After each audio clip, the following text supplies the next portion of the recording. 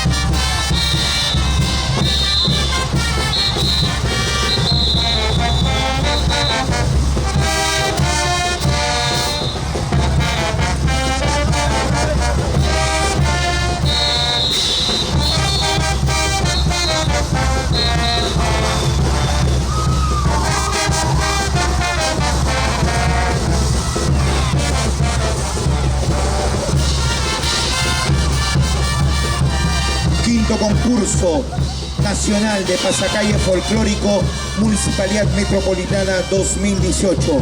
Costa, sierra y selva a través de la danza, la fuerza y la vitalidad y la herencia de una nación ejemplo para el mundo del folclor mundial.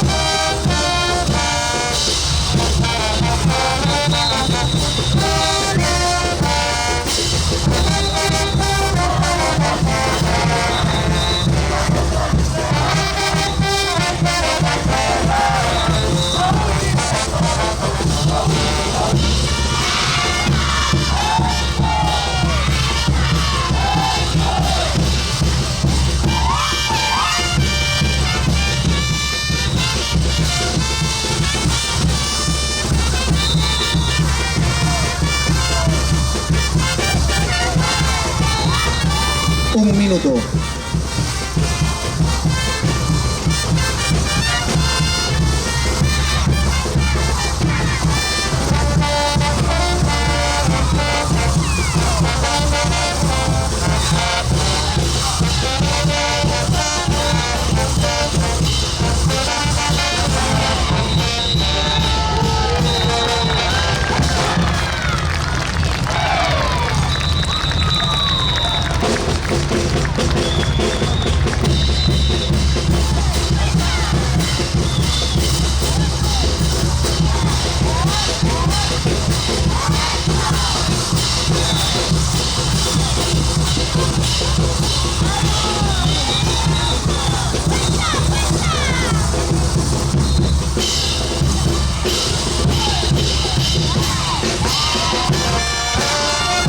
agradecimiento especial por la presentación del conjunto de Zampollas y Danzas de la UNI.